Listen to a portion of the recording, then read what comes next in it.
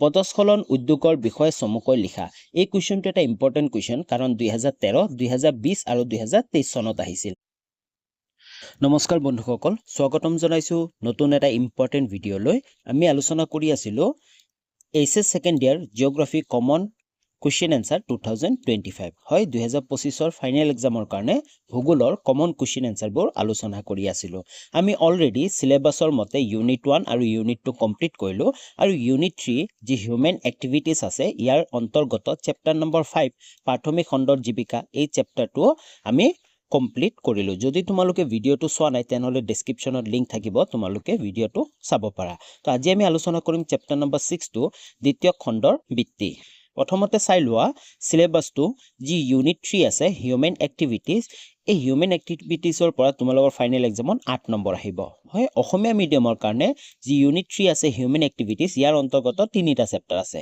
Chapter 5 টো আমি আলোচনা কৰিলো আৰু আজি আমি চেপ্টাৰ 6 দ্বিতীয় খণ্ড বৃত্তিটো আলোচনা কৰিম তো এই তিনিটা চেপ্টাৰৰ পৰা 8 নম্বৰ আহিব আমি যোৱা বছৰৰ যদি কোৱেশ্চন প্যাটাৰ্নটো চাইলো কেনেকেনো ফাইনেল এক্সামত কোৱেশ্চন আহিছিল তো এমসিকিউ আহিছিল 1 নম্বৰীয়া প্ৰশ্ন উত্তৰ আহিছিল আৰু 2 নম্বৰীয়া 3 নম্বৰীয়া আৰু 5 নম্বৰীয়া আহিছিল তো আমি সম্ভাৱনা এটোৱে পাও যে প্ৰতিটো চেপ্টাৰৰ পৰা হয়তো এমসিকিউ আহিব পাৰে 1 নম্বৰীয়া আহিব পাৰে 2 নম্বৰীয়া 3 নম্বৰীয়া 5 নম্বৰীয়া গোটেবোৰে আহিব পাৰে তো আমি প্ৰতিটো এমসিকিউ হক 1 নম্বৰীয়া হক 2 নম্বৰীয়া হক 3 নম্বৰীয়া 5 নম্বৰীয়া গোটেবোৰ কমন কোৱেশ্চন আনসাৰ আলোচনা কৰিম তো আৰম্ভ কৰো চেপ্টাৰ নম্বৰ 6 দ্বিতীয় খণ্ডৰ বৃত্তি কমন এমসিকিউ ফৰ 2025 ফাইনেল প্ৰথমে আমি এমসিকিউ বোৰ আলোচনা কৰিম কোৱেশ্চন নম্বৰ 1 টো চোৱা তলৰ কোনবিধ উদ্যোগে আন উদ্যোগৰ বাবে কেঁচামাল উৎপাদন কৰে এই কোৱেশ্চনটো 2016 চনত আহিছিল তোমালোকে অপচন কিটা পঢ়ি লব পাৰা ইয়াৰ উত্তৰটো হ'ব অপচন নম্বৰ 3 পদস্খলন উদ্যোগ হয় যি পদস্খলন উদ্যোগ আছে এই উদ্যোগে আন উদ্যোগৰ বাবে কেঁচামাল উৎপাদন কৰে ওকে নেক্সট কোৱেশ্চন লাগবাহু নেক্সট কোৱেশ্চনটো চোৱা 2 নম্বৰটো তলৰ কোনটো জোৰ শুদ্ধ এই কোৱেশ্চনটো 2018 চনত সেম এনেকৈ আহিছিল কোনটো জোৰ শুদ্ধ কেটামান জোৰ দিয়া আছে এতিয়া শুদ্ধ কোনটো আমাক হেতু লিখিব লাগে তোমালোক অপচন কিটা চাই লব পাৰা কিন্তু উত্তৰটো হ'ব লুতিখা উদ্যোগ ভিলাই হয় এটো হল শুদ্ধ কাৰণ লুতিখা উদ্যোগ কত আছে ভিলাইত আছে বুজি পাইছা নেক্সট কোৱেশ্চন লাগবাহু নেক্সট কোৱেশ্চনটো চোৱা 3 নম্বৰ কোৱেশ্চনটো উচ্চ মানৰ তথ্য প্ৰযুক্তি জ্ঞান কাৰিকৰী কৌশল আৰু প্ৰশাসনিক দক্ষতাজনিত কামকাজবোৰক কি বোলে হয় উচ্চ তথ্য প্ৰযুক্তি জ্ঞান আৰু কাৰিকৰী কৌশল আৰু প্ৰশাসনিক দক্ষতাজনিত কামকাজবোৰক কি বোলে ইয়াৰ শুদ্ধ উত্তৰটো হ'ব অপচন নম্বৰ 4 টো হ'ব হোৱাইট কলাৰ জব হয় হোৱাইট কলাৰ জব বুলি কোৱা হয় বুজি পাইছা যাক আমি চতুৰ্থ খণ্ডৰ বৃত্তি বুলিও কওঁ নেক্সট কোৱেশ্চনটো চোৱা 4 নম্বৰ কোৱেশ্চনটো তলত উল্লেখ কৰা কোনটো কৃষি ভিত্তিক উদ্যোগ নহয় চোৱা তোমালোকে মন দি শুনিবা এই অমুক বস্তুটো নহয় এনেকুৱা ধৰণৰ প্ৰশ্ন কিন্তু বহুত আহে কাৰণ তোমালোকক কনফিউজন কৰিব বিচাৰে তো তাৰ কাৰণে এনেকুৱা ধৰণৰ কোৱেশ্চন প্ৰত্যেক বছৰে এটা নহয় এটা আহিবই চোৱা তলত উল্লেখ কৰা কোনটো কৃষি ভিত্তিক উদ্যোগ নহয় ইয়াৰ শুদ্ধ উত্তৰটো হ'ব পৰিবহন উদ্যোগ হয় তোমালোকে চাব পৰা পৰিবহন উদ্যোগ কাৰণ শ্ৰেণী উদ্যোগটো কি কৃষি ভিত্তিক উদ্যোগ হয়নে বুজি পাইছা নেক্সট কোৱেশ্চন লাগবৰ আগতে যদি এতিয়ালৈ চেনেলটো সাবস্ক্ৰাইব কৰা নাই তেনেহলে চেনেলটো সাবস্ক্ৰাইব কৰি দিয়া আৰু লগতে বেল আইকনটো প্ৰেছ কৰি অল কৰি লবা যাতে নেক্সট ভিডিওবোৰৰ নটিফিকেশন তোমালোকে অতি সহজতে পাব পাৰা নতুন ভিডিও আপলোড দিয়াৰ লগে লগে তোমালোকে নটিফিকেশন পাই যাবা আৰু ভিডিওসমূহ চাব পাৰিবা তোমালোকক মই জনাব বিচাৰো যে অলৰেডি এই চেনেলটোত মই ক্লাস 12 জিওগ্ৰাফি সলিউশন 2025 হয় 2025 ৰ কাৰণে ভূগোলৰ কমপ্লিট সলিউশনৰ ভিডিওবোৰ বনাইছো তোমালোকে সকলোবোৰ চাব পাৰা আৰু লগতে প্ৰিভিয়াস ইয়াৰ কোৱেশ্চন পেপাৰ উইথ সলিউশন আগৰ বছৰ প্ৰশ্ন কাকতৰ উত্তৰবোৰ আলোচনা কৰিছো প্ৰিভিয়াস ইয়াৰ কোৱেশ্চন পেপাৰ চেপ্টাৰ ওয়াইজ প্ৰতিটো চেপ্টাৰৰে আগৰ বছৰত কি কোৱেশ্চন আহিছিল সকলোবোৰ আলোচনা কৰিছো আৰু যদি তোমালোকে বিচৰা যে পিডিএফও ডাউনলোড কৰিম তেনেহলে তোমালোকে পিডিএফও ডাউনলোড কৰিব পাৰিবা এভেইলেবল আছে মোৰ টেলিগ্ৰাম চেনেলত ডেসক্ৰিপচনত মোৰ টেলিগ্ৰাম চেনেলৰ লিংক আছে তোমালোকে টেলিগ্ৰাম চেনেল জয়েন হৈ তাৰ পৰা পিডিএফ সমূহ ডাউনলোড কৰিব পাৰিবা আৰু এই গোটেবোৰ ভিডিও মোৰ চেনেলত অলৰেডি মই আপলোড কৰিছো তোমালোকে ডেসক্ৰিপচনত ভিডিও সমূহৰ লিংক বা প্লেলিষ্টবোৰৰ লিংক পাই যাবা নাইবা তোমালোকে চেনেলটো ভিজিট কৰিব পাৰা আমি নেক্সট কোৱেশ্চন লাগবাহু নেক্সট কোৱেশ্চনবোৰ হল 1 and 2 মাৰ্ক কমন কোৱেশ্চন 2025 এতিয়া আমি 1 নম্বৰ আৰু 2 নম্বৰীয়া কমন কোৱেশ্চন আনসাৰবোৰ চাম কোৱেশ্চন নম্বৰ 1 টো চোৱা কৃষি ভিত্তিক উদ্যোগ কি এই কোৱেশ্চনটো 2015 আৰু 2019 চনত আহিছিল কৃষি ভিত্তিক উদ্যোগ কি আমি প্ৰশ্নটো পঢ়িয়ে গম পাইছো কৃষিৰ ওপৰত ভিত্তি কৰি যিবোৰ উদ্যোগ গঢ় লৈ উঠে তাকে কি বুলি কোৱা হয় কৃষি ভিত্তিক উদ্যোগ হয় তথাপিতো আমি উত্তৰটো চাও চোৱা কৃষিজাত উৎপাদিত দ্ৰব্যৰ পৰিশোধন অৱস্থান্তৰণ আৰু ৰূপায়ণ পৰিক্ৰমাৰ লগত জড়িত সকলো সৰু-বৰ সকলোবোৰ উদ্যোগকে কৃষিভিত্তিক উদ্যোগ বোলে যেনে চেনী উদ্যোগ হয় আমি এটা উদাহৰণ দিব পাৰো চেনী উদ্যোগ হয়নে চেনী উদ্যোগটো কিহৰ ওপৰত জড়িত হৈ আছে কুহিয়াৰ আৰু কুহিয়াৰটো কি এটা কৃষি হয় হয়নে তো চেনী উদ্যোগটো কৃষিৰ ওপৰত নিৰ্ভৰশীল বুজি পাইছা নেক্সট কোৱেশ্চন লাগবাহু 2 নম্বৰ কোৱেশ্চনটো চোৱা হোৱাইট কলাৰ জব কি এই কোৱেশ্চনটো 2018 আৰু 2022 চনত আহিছিল হোৱাইট কলাৰ জব কি চোৱা মই আগতে তোমাক কৈছো যে হোৱাইট কলাৰ জব মানে আমি চতুৰ্থ খণ্ডৰ ভিত্তিক আমি হোৱাইট কলাৰ জব বুলি ক'ব পাৰো চোৱা চতুৰ্থ খণ্ডৰ ভিত্তিক হোৱাইট কলাৰ জব বুলি কোৱা হয় জ্ঞান বুদ্ধি আৰু অভিজ্ঞতা চতুৰ্থ খণ্ডৰ কাম-কাজবোৰৰ প্ৰধান চালিকা শক্তি হয় জ্ঞান বুদ্ধি আৰু অভিজ্ঞতাবোৰ হ'ল চতুৰ্থ খণ্ডৰ যি কাম-কাজবোৰ আছে ইয়াৰ প্ৰধান চালিকা শক্তি উচ্চ মানৰ তথ্য প্ৰযুক্তিৰ জ্ঞান কাৰিকৰী কৌশল আৰু প্ৰশাসনিক দক্ষতাজনিত কাম-কাজবোৰে হোৱাইট কলাৰ জবৰ অন্তৰ্গত বুজি পাইছা তো এইবোৰকে কি কোৱা হ'ব হোৱাইট কলাৰ জব বুলি কোৱা হ'ব বুজি পাইছা নেক্সট কোৱেশ্চন লাগবাহু নেক্সট কোৱেশ্চনটো চোৱা 3 নম্বৰ কোৱেশ্চনটো ব্লু কলাৰ জব কি এই কোৱেশ্চনটো 2019 আৰু 2023 চনত আহিছিল হয় দুইটা জবে আমাৰ ইম্পৰ্টেন্ট দুইটা প্ৰশ্ন আমাৰ ইম্পৰ্টেন্ট বা তোমালোকক হোৱাইট কলাৰ জব আৰু ব্লু কলাৰ জবৰ মাজত পাৰ্থক্য লিখিব দিব পাৰিব বুজি পাইছা যদি পাৰ্থক্য দিয়ে তেনেহলে উত্তৰ দুটা সেমে হ'ব চোৱা ব্লু কলাৰ জব মানে কি দ্বিতীয় খণ্ডৰ ভিত্তিক ব্লু কলাৰ জব বুলি কোৱা হয় যেনেকে চতুৰ্থ খণ্ডৰ ভিত্তিক হোৱাইট কলাৰ জব বুলি কোৱা হয় তেনেদৰে ব্লু কলাৰ জব দ্বিতীয় খণ্ডৰ ভিত্তিকো কোৱা হয় বুজি পাইছা তাৰ পিছত চোৱা সকলো প্ৰকাৰৰ ঔদ্যোগিক ক্ষেত্ৰৰ লগত জড়িত পৰিশোধন ৰূপান্তৰণ আৰু ৰূপায়ণৰ লগত জড়িত কাম-কাজবোৰ ব্লু কলাৰ জবৰ অন্তৰ্ভুক্ত বুজি পাইছা সকলো প্ৰকাৰৰ ঔদ্যোগিক ক্ষেত্ৰৰ লগত জড়িত পৰিশোধন ৰূপান্তৰণ আৰু ৰূপায়ণ আৰু আচলতে কি এইবোৰ সকলোবোৰ দ্বিতীয় খণ্ডৰ ভিত্তিৰ কাম হয় নে তো তাৰ কাৰণে ৰূপান্তৰণৰ লগত জড়িত কাম-কাজবোৰক কি বুলি কোৱা হ'ব ব্লু কলাৰ জব বুলি কোৱা হ'ব বা ব্লু কলাৰ জবৰ অন্তৰ্গত বুজি পাইছা নেক্সট কোৱেশ্চন লাগবাহু নেক্সট কোৱেশ্চনবোৰ চোৱা 3 মাৰ্ক কমন কোৱেশ্চনছ 2025 এতিয়া আমি 3 নম্বৰীয়া কমন কোৱেশ্চনবোৰ আলোচনা কৰিম কোৱেশ্চন নম্বৰ 1 টো চোৱা পদস্খলন উদ্যোগৰ বিষয়ে চমুকৈ লিখা এই কোৱেশ্চনটো এটা ইম্পৰ্টেন্ট কোৱেশ্চন কাৰণ 2013 2020 আৰু 2023 চনত আহিছিল নাইবা প্ৰশ্নটো তোমালোকক 1 নম্বৰৰ কাৰণে দিব পাৰে পদস্খলন উদ্যোগ কি বুজি পাইছা দুইটাৰ উত্তৰে তোমালোকে এই উত্তৰটোতে পাই যাবা চোৱা প্ৰথমতে চোৱা কেঁচামাল শক্তি বজাৰ প্ৰভিতিৰ কাৰকবোৰৰ লগত প্ৰায় সম্পৰ্ক চিহ্ন হৈ একমাত্ৰ প্ৰযুক্তিৰ ওপৰত নিৰ্ভৰ কৰি আধুনিক কালত যিবোৰ উদ্যোগ গঢ় লৈ উঠিছে সেইবোৰকে পদস্খলন উদ্যোগ বোলা হয় বুজি পাইছা পদস্খলন উদ্যোগ মানে কি কেঁচামাল শক্তি বজাৰ প্ৰভিতিৰ কাৰকবোৰৰ লগত প্ৰায় সম্পৰ্ক চিহ্ন হৈ কেৱল একমাত্ৰ প্ৰযুক্তিৰ ওপৰত নিৰ্ভৰ কৰি আধুনিক কালত যিবোৰ উদ্যোগ গঢ় লৈ উঠিছে সেইবোৰে হ'ল কি পদস্খলন উদ্যোগ বুজি পাইছা তাৰ পিছত চোৱা সাম্প্ৰতিক যুগৰ শেহতীয়া পৰ্যায়ত উদ্ভাৱন ঘটা আধুনিক প্ৰযুক্তিৰ সহায়ত এই উদ্যোগসমূহ পৰিচালিত হয় সাম্প্ৰতিক যুগত শেহতীয়া পৰ্যায়ত উদ্ভাৱন ঘটা আধুনিক প্ৰযুক্তিৰ সহায়ত যি আধুনিক এডভান্স মেচিনাৰীবোৰ আহিছে ন আধুনিক প্ৰযুক্তিবিদ্যা আহিছে ন এই আধুনিক প্ৰযুক্তিবিদ্যাৰ সহায়ত এই উদ্যোগসমূহ কি হৈ আছে পৰিচালিত হৈ আছে তাৰ পিছত চোৱা আধুনিক বিজ্ঞান আৰু প্ৰযুক্তি ক্ষেত্ৰত ব্যাপক গৱেষণাসমূহৰ উমৈহতীয়া ফচল হিচাপে উদ্ঘাটন হোৱা সূত্ৰ আৰু কৌশলসমূহ দক্ষতা সহকাৰে প্ৰয়োগ কৰা ফলত কম খৰচতে এই উদ্যোগসমূহ উন্নত মানৰ দ্ৰব্য সম্ভাৰৰ উৎপাদন সম্ভৱ হয় আধুনিক যি বিজ্ঞান আৰু প্ৰযুক্তিবিদ্যাৰ যিহেতু জড়িত হৈ আছে তাৰ কাৰণে অতি কম খৰচতে এই উদ্যোগসমূহত উন্নত মানৰ কি দ্ৰব্য উৎপাদন সম্ভৱ হয় সেয়েহে এনে উদ্যোগত শাৰীৰিক শ্ৰমৰ তুলনাত বৌদ্ধিক শ্ৰমদানকাৰী কুশলী কৰ্মচাৰীৰ সংখ্যা অধিক হয় আৰু তাৰ কাৰণে এই উদ্যোগসমূহত যি শাৰীৰিক শ্ৰমৰ তুলনাত যি বৌদ্ধিক শ্ৰমৰ কৰ্মচাৰীসকল আছে তেওঁলোকৰ সংখ্যা অধিক হয় এনেবোৰ উদ্যোগ ক্ষেত্ৰত সম্পাদন কৰিব লগা গলন পৰিশোধন ৰাসায়নিক সংযোজন অথবা বিভাজন প্ৰভৃতিৰ কাম-কাজসমূহ বৈদ্যুতিক প্ৰণালীৰে সম্পন্ন কৰা হয় আৰু এই উদ্যোগসমূহত যিকোনো গলন হওক, পৰিশোধন হওক বা ৰাসায়নিক সংযোজন হওক অথবা বিভাজন হওক, সকলো কাম কেনেকৈ কৰা হয়? বৈদ্যুতিক প্ৰণালীৰে সম্পন্ন কৰা হয়। বুজি পালা? আশা কৰোঁ তোমালোকে এই প্ৰশ্নটোৰ বুজি পাইছা আৰু উত্তৰটো তোমালোকে বুজি পাইছা। নেক্সট কুৱেশ্যন আগবাঢ়ো আমি। যদি তোমালোকে কোনোবা কুৱেশ্যন বুজি নোপোৱা তেনেহ'লে তোমালোকে কমেণ্ট কৰি জনাবা আৰু তোমালোকে ক'ৰ পৰা ভিডিঅ'টো চাই আছা তোমালোকৰ ডিষ্ট্ৰিক্টটোৰ নাম এটা কমেণ্ট কৰি জনাই দিবা।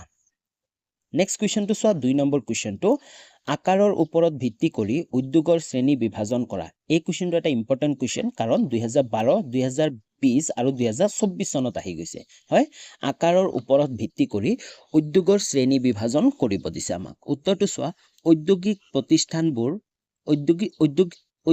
প্ৰতিষ্ঠানবোৰৰ আকাৰৰ ভিন ভিন হোৱা দেখা যায়। হয়, যিমানবোৰ ঔদ্যোগিক প্ৰতিষ্ঠানবোৰ আছে ইয়াৰ আকাৰ ভিন ভিন হোৱা দেখা যায়। হয়, কিছুমান উদ্যোগ সৰু হয়, কিছুমান উদ্যোগ মজলীয়া হয়, কিছুমান উদ্যোগ বহুত বৃহৎ হয়। হয়নে? আমি বিভিন্ন প্ৰকাৰৰ উদ্যোগ দেখা পাওঁ। তাৰপিছত চোৱা, বিনিয়োগকৃত মূলধন, নিযুক্তিপ্ৰাপ্ত শ্ৰমিক, কৰ্মচাৰীৰ সংখ্যাৰ লগতে উৎপাদিত সামগ্ৰীৰ পৰিমাণৰ ওপৰত ভিত্তি কৰি এই ঔদ্যোগিক প্ৰতিষ্ঠানবোৰক প্ৰধানকৈ 3টা ভাগত বিভক্ত কৰিব পাৰি। হয়, নিযুক্তিপ্ৰাপ্ত শ্ৰমিকৰ সংখ্যা। হয়, এই উদ্যোগটোত কিমানজন শ্ৰমিক, কিমান সংখ্যা শ্ৰমিক জড়িত হৈ আছে, সেই উদ্যোগটোৰ উৎপাদন কিমান, তাৰ ওপৰত ভিত্তি কৰি এই ঔদ্যোগিক প্ৰতিষ্ঠানবোৰক প্ৰধানকৈ 3টা ভাগত ভাগ কৰা হয়। হয়, আমি প্ৰতিটো ভাগৰ কথাই আলোচনা কৰিম। চোৱা, প্ৰথম ভাগটো ক নম্বৰ, কুটিৰ শিল্প।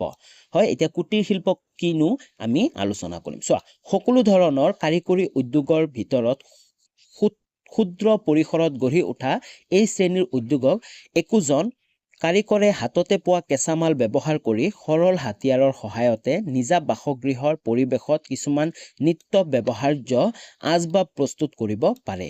খাদ্য প্ৰস্তুতকৰণ, বাঁহ বেতৰ কাম কাজ, ঘৰুৱা বয়নশিল্প, কমাৰশাল, শিল অথবা মাটিৰ আচবাব প্ৰস্তুত, লঘু সামগ্ৰী প্ৰস্তুত আদিৰ দৰে প্ৰস্তুত কাৰ্য এই শ্ৰেণীৰ উদ্যোগৰ সংগঠিত হয়। বুজি পাইছা? কুটিৰ শিল্প মানে কি? কুটিৰ শিল্প হ'ল এজন কাৰিকৰে বা এজন ব্যক্তিয়ে তেওঁৰ হাতত যিবোৰ বস্তু, যিবোৰ কেঁচামাল পায়, যি সামগ্ৰী পায়, তাৰ ওপৰতে নিজৰ ঘৰতে যি সৰুকে এটা কিছুমান বস্তু প্ৰস্তুত কৰে, সেইবোৰ কি হয়? কুটিৰ শিল্প। বুজি পাইছা? যেনে বাঁহ বেতৰ কাম হৈছে, খাদ্য প্ৰস্তুত কৰা, এইবোৰ কি হ'ল? কুটিৰ শিল্প। ঘৰুৱা বয়ন শিল্প, এইবোৰ হ'ল কি? কুটিৰ শিল্প। বুজি পাইছা? নেক্সট চাওঁ আমি খ নম্বৰ উদ্যোগটো হ'ল লঘু উদ্যোগ। হয়, লঘু উদ্যোগ কি? এতিয়া আমি আলোচনা কৰিম। কুটিৰ শিল্পতকৈ কিছু বৃহৎ। হয়, কিন্তু লঘু উদ্যোগটো কি হয়? যি কুটিৰ শিল্পটো একেবাৰে ঘৰতে কৰা হয়, কিন্তু লঘু উদ্যোগটো কুটিৰ শিল্পতকৈ কিছু বৃহৎ। কোনো একোটা চৌহদত গঢ়ি উঠা বাণিজ্যিক পৰিসৰৰ ক্ষুদ্ৰ উদ্যোগৰ গোটসমূহক লঘু উদ্যোগ বোলা হয়। হয়, আৰু লঘু উদ্যোগ কাক বোলে?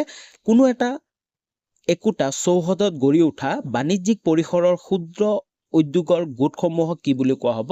লঘু উদ্যোগ বোলা হয়। বুজি পাইছা? ঘাইকৈ স্থানীয় কেঁচামাল, অৰ্ধ প্ৰশিক্ষিত শ্ৰমিক আৰু শক্তি চালিত সৰু সুৰা যন্ত্ৰপাতিৰ সহায়ত লঘু উদ্যোগসমূহ চলি থাকে। এই উদ্যোগসমূহ ঘাইকৈ শ্ৰমিকৰ ওপৰত নিৰ্ভৰশীল। ইয়াত উৎপাদিত সামগ্ৰীৰ তুলনাত নিয়োগৰ চাহিদা অতি বেছি। সেয়েহে ভাৰত আৰু চীন দেশৰ দৰে এই শ্ৰেণীৰ উদ্যোগৰ মৰ্যাদা অতি বেছি। বুজি পাইছা? লঘু উদ্যোগ কি? লঘু উদ্যোগ হ'ল ঘাইকৈ স্থানীয় কেঁচামাল। হয়, গাঁও এখনত যি কেঁচামাল পোৱা যায় তাৰ ভিত্তিতে যিবোৰ সৰু সুৰা উদ্যোগবোৰ গঢ় লৈ উঠে তাকে কি বুলি কোৱা হ'ব? লঘু উদ্যোগ। হয়নে? বুজি পাইছা? এই উদ্যোগসমূহ ঘাইকৈ শ্ৰমিকৰ ওপৰত নিৰ্ভৰশীল থাকে আৰু কি হয়? সৰু সুৰা যন্ত্ৰপাতিৰ সহায়ত লঘু উদ্যোগসমূহ চলি থাকে। বুজি পাইছা?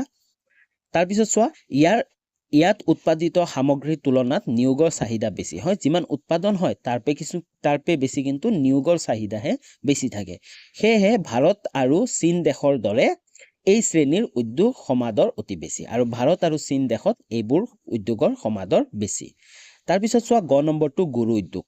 বৃহৎ পৰিমাণৰ মূলধনৰ বিনিয়োগ আৰু সুসংগঠিত পৰিচালনাৰ পৰিসৰত বিস্তীৰ্ণ বজাৰৰ চাহিদা পূৰণাৰ্থে বিশাল পৰিমাণৰ কেঁচামাল, ভৌতিক শক্তিৰে পৰিচালিত প্ৰযুক্তি আৰু প্ৰশিক্ষিত শ্ৰমিকৰ সমন্বয়ত নিয়মিতভাৱে বিশাল পৰিমাণৰ পৰিসজ্জিত উপকৰণ প্ৰস্তুত কৰা উদ্যোগসমূহে লঘু উদ্যোগ উদ্যোগ বোলা হয় সৰি লঘু উদ্যোগ নহয় গুৰু উদ্যোগ বুলি কোৱা হয় সৰি এইটো টাইপিং মিষ্টেক হৈছে লঘু উদ্যোগ বুলি লিখি দিয়া হ'ল কিন্তু এইটো গুৰু উদ্যোগ হ'ব বুজি পাইছা চোৱা গুৰু উদ্যোগ মানে কি বৃহৎ পৰিমাণৰ মূলধন বিনিয়োগ কৰি বহুত টকা খৰচ কৰি আৰু বৃহৎ যি বজাৰ এখনৰ চাহিদা পূৰণ কৰাৰ কাৰণে বিশাল পৰিমাণৰ কেঁচামাল ভৌতিক শক্তি পৰিচালিত প্ৰযুক্তি আৰু প্ৰশিক্ষিত শ্ৰমিক সম্বন্ধই নিয়মিতভাৱে বিশাল পৰিমাণৰ পৰিসজ্জিত উপকৰণ প্ৰস্তুত কৰা উদ্যোগসমূহে কি গুৰু উদ্যোগ বোলা হয় বুজি পাইছা তাৰপিছত চোৱা অষ্টাদশ শতিকাৰ ঔপনিৱেশিক অৰ্থনীতি আৰু ইয়াৰ সমান্তৰালভাৱে যান্ত্ৰিক আৰু কাৰিকৰী প্ৰযুক্তিৰ বিকাশৰ লগে লগে বিশ্বত এই শ্ৰেণীৰ উদ্যোগৰ আৰম্ভ হয় যেতিয়াৰ পৰাই ঔপনিৱেশ অষ্টাদশ শতিকাৰ ঔপনিৱেশ অৰ্থনীতি আৰু ইয়াৰ সমান্তৰালভাৱে যান্ত্ৰিক আৰু কাৰিকৰী প্ৰযুক্তিৰ বিকাশৰ লগে লগে বিশ্বত এই শ্ৰেণীৰ উদ্যোগৰ আৰম্ভণি হয় বুজি পালা তো আশা কৰো তোমালোকে এই প্ৰশ্নটো বুজি পাইছা আৰু এটা ইম্পৰ্টেন্ট কোৱেশ্চন হয় তোমালোকে পুনৰ যদি তোমালোকে বুজি পোৱা নাই তেনেহলে তোমালোকে নিজে PDF টো ডাউনলোড কৰি পঢ়ি ল'ব পাৰিবা ওকে নেক্সট কোৱেশ্চন লাগবাহো নেক্সট কোৱেশ্চন বোৰ হল সো 5 মাৰ্ক কমন কোৱেশ্চনছ 2025 এতিয়া আমি 5 নম্বৰীয়া কমন কোৱেশ্চনছ বোৰ আলোচনা কৰিম কোৱেশ্চন নম্বৰ 1 টো সোৱা প্ৰাথমিক আৰু দ্বিতীয় খণ্ডৰ বৃত্তিৰ মাজত পাৰ্থক্যসমূহ আলোচনা কৰা এই কোৱেশ্চনটো 2018 চনত আহিছিল হয় প্ৰাথমিক খণ্ডৰ বৃত্তি আৰু দ্বিতীয় খণ্ডৰ বৃত্তিৰ মাজত পাৰ্থক্য আলোচনা কৰিব দিছে উত্তৰটো সোৱা প্ৰাথমিক খণ্ডৰ বৃত্তি আৰু দ্বিতীয় খণ্ডৰ বৃত্তিৰ মাজৰ পাৰ্থক্যসমূহ হল ক নম্বৰটো সোৱা মানুহে যি কাৰ্যৰ দ্বাৰা প্ৰাকৃতিক পৰিবেশৰ পৰা প্ৰত্যক্ষ বা পৰোক্ষভাৱে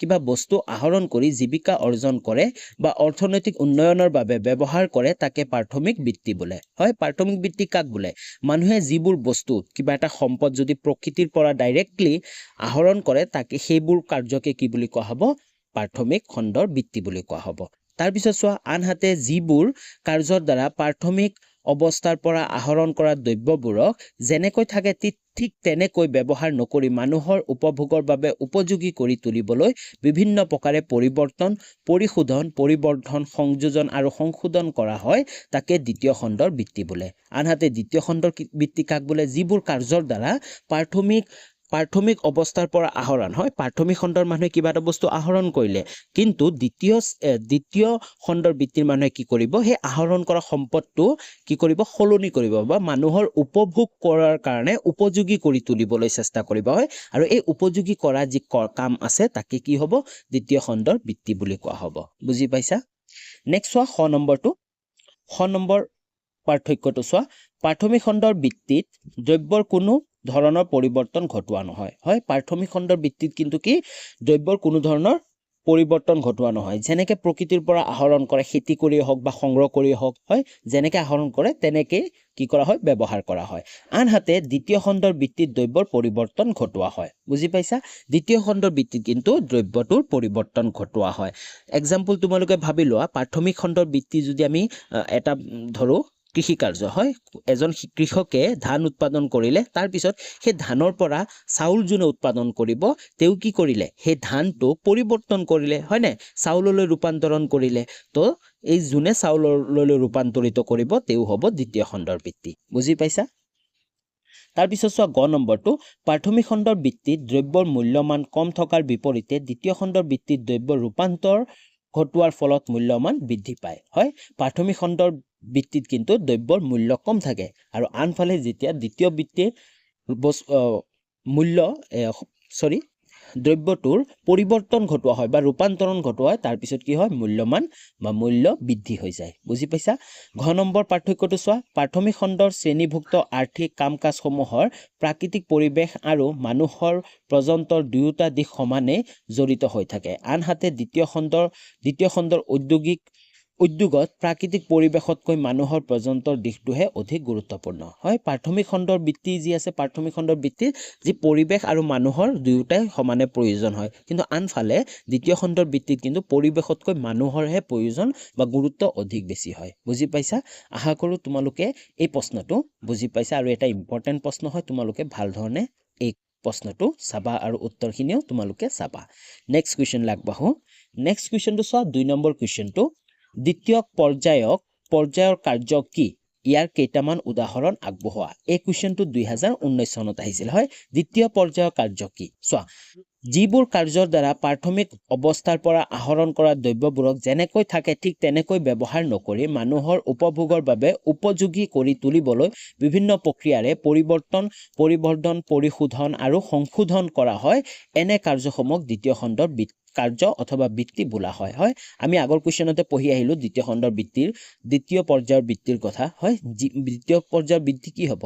হয়, যি কাৰ্যৰ দ্বাৰা প্ৰাথমিক অৱস্থাৰ পৰা আহৰণ কৰা দ্ৰব্য যেনেকৈ থাকে ঠিক তেনেকৈ হয়, প্ৰাথমিক খণ্ডৰ ব্যক্তি এজনে যেনেকৈ প্ৰকৃতিৰ পৰা আহৰণ কৰিব সেই বস্তুটো বা সেই দ্ৰব্যটো দ্বিতীয় খণ্ডৰ মানুহে ঠিক তেনেদৰে ব্যৱহাৰ নকৰে। তেওঁ কি কৰিব? তাৰ পৰিৱৰ্তন ঘটাব, পৰিবৰ্ধন ঘটাব, সংযোজন কৰিব, সংশোধন কৰিব আৰু তাৰ পিছত যি কৰে এইটোকে কি বুলি কোৱা হ'ব? দ্বিতীয় খণ্ডৰ বৃত্তি বুলি কোৱা হ'ব। বুজি পাইছা? তাৰপিছত চোৱা ইয়াৰ কেইটামান উদাহৰণ আগবঢ়োৱা। চোৱা, দ্বিতীয় খণ্ডৰ কাৰ্য হৈছে শিল্প উদ্যোগ, শক্তি উৎপাদন আৰু ঘৰ নিৰ্মাণ।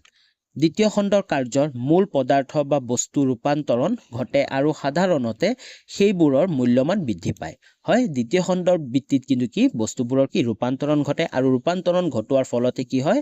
সেই বস্তু বা দ্ৰব্যটোৰ মূল্যমান যি মূল্য আছে এই মূল্যটো বৃদ্ধি পায়। শিল্প উদ্যোগে হস্তশিল্প আৰু কাৰখানাৰ উৎপাদন উভয়কে বুজায়। হয়, শিল্প উদ্যোগে হস্তশিল্প আৰু কাৰখানাৰ উৎপাদন উভয়কে বুজায়। উদাহৰণস্বৰূপে মিলত গমৰ দানা ভাঙি গুৰি কৰি আটা বা ময়দা প্ৰস্তুত কৰা হয় আৰু মানুহে এই আটা বা ময়দাৰ পৰা ৰুটি বনাই খায়। গমৰ গুটি বা দানা মানুহে পোনপটীয়াকৈ নাখায়। গতিকে গম উৎপাদন প্ৰাথমিক বৃত্তি, কিন্তু আটা বা ময়দা তৈয়াৰ কৰা কাৰ্য দ্বিতীয় বৃত্তি বোলা হয়। ঠিক সেইদৰে তীখা কাৰখানাত লো আকৰিকৰ পৰা অধিক উপযোগী তীখা উৎপাদন কৰাটো দ্বিতীয় খণ্ডৰ বৃত্তি। হয়, উদাহৰণ যদি আমি চাবলৈ যাওঁ, এই যেনেকৈ গম, হয়, গমবোৰ কৃষক এজনে প্ৰকৃতিৰ পৰা আহৰণ কৰে, কিন্তু দ্বিতীয় পৰ্যায়ৰ যি শ্ৰমিকসকল আছে তেওঁলোকে এই গমৰ পৰা আটা বা ময়দা প্ৰস্তুত কৰে। আৰু ঠিক তেনেদৰে সেইদৰে তীখা কাৰখানাত লোৰ আকৰিকৰ পৰা অধিক উপযোগী তীখা উৎপাদন কৰাটোৱে হ'ল দ্বিতীয় খণ্ডৰ বৃত্তি। বুজি পাইছা? আশা কৰোঁ তোমালোকে এই প্ৰশ্নটো বুজি পাইছা। আমি নেক্সট কুৱেশ্যন আগবাঢ়ো।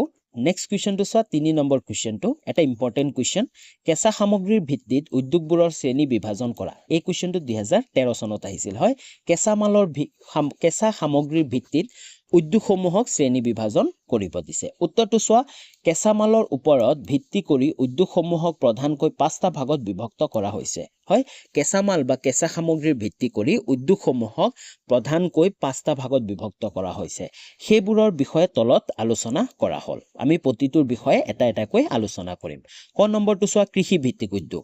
হয়, চোৱা, কৃষিজাত উৎপাদিত দ্ৰব্যৰ পৰিশোধন, অৱস্থান্তৰণ আৰু ৰূপায়ণ পৰিক্ৰমাৰ লগত জড়িত সৰু ডাঙৰ সকলো উদ্যোগ এই শ্ৰেণীৰ অন্তৰ্ভুক্ত। হয়, কৃষিভিত্তিক উদ্যোগ, হয়নে? কৃষিৰ ওপৰত যিবোৰ নিৰ্ভৰশীল হৈ থাকে সেইবোৰ উদ্যোগত আমি কি বুলি ক'ম? কৃষিভিত্তিক উদ্যোগ বুলি ক'ম। হয়, সৰু ডাঙৰ যিয়ে নহওক সকলো উদ্যোগকে আমি কি বুলি ক'ম? কৃষিভিত্তিক উদ্যোগ বা এই কৃষিভিত্তিক উদ্যোগৰ শ্ৰেণীভুক্ত। এনে উদ্যোগসমূহ চহৰ আৰু গাঁও অঞ্চলত প্ৰায় সমানে সিঁচৰিত হৈ থাকে। অধিকাংশ কৃষিভিত্তিক উদ্যোগেই খাদ্য প্ৰস্তুতকৰণৰ লগত জড়িত। উদাহৰণস্বৰূপে ধান, কল অথবা আটা প্ৰস্তুত কৰা কলসমূহকে ধৰি চেনি, খোৱা তেল, বিস্কুট, চাহ, কফি প্ৰভৃতিৰ বিভিন্ন উদ্যোগৰ কথা ক'ব পাৰি। হয়, উদাহৰণস্বৰূপে যদি আমি ক'বলৈ যাওঁ, যেনে ধানৰ পৰা আটা প্ৰস্তুত কৰা এইবোৰ উদ্যোগ কি? কৃষিভিত্তিক উদ্যোগ। খোৱা তেলৰ উদ্যোগ, হয় না? বিস্কুট, চাহ এইবোৰ উৎপাদন কৰিলে আমি কি লাগিব? আমাৰ কৃষিৰ প্ৰয়োজন হ'ব ন? তো তাৰ কাৰণে এই উদ্যোগসমূহ কি হ'ব? কৃষিভিত্তিক উদ্যোগ। তাৰপিছত চোৱা, কপাহী বয়ন উদ্যোগ, ৰবৰ মৰাপাট উদ্যোগ প্ৰভৃতি কিছুমান কৃষিভিত্তিক উদ্যোগ অন্যান্য প্ৰয়োজনীয় দ্ৰব্য উৎপাদন কৰে। তাৰপিছত চাওঁ আমি খ নম্বৰটো চোৱা, খনিজ ভিত্তিক উদ্যোগ। খনিজ ভিত্তিক উদ্যোগ কোনবোৰ? চোৱা, খনিৰ পৰা নিষ্কাশন কৰা বিভিন্ন দ্ৰব্যক কেঁচামাল হিচাপে ব্যৱহাৰ কৰি উদ্যোগসমূহ এইটো শ্ৰেণীত পৰে। হয়, যিবোৰ উদ্যোগে খনিৰ পৰা নিষ্কাশন কৰা বিভিন্ন দ্ৰব্যক কেঁচামাল হিচাপে ব্যৱহাৰ কৰে সেই উদ্যোগবোৰ কি হয়? খনিজ ভিত্তিক উদ্যোগৰ অন্তৰ্ভুক্ত। লৌহ আকৰ অথবা ইয়াৰ পৰা প্ৰস্তুত কৰা তীখাৰ কেঁচামাল হিচাপে ব্যৱহাৰ কৰা উদ্যোগক লৌহ বৰ্গীয় খনিজ উদ্যোগ বোলে।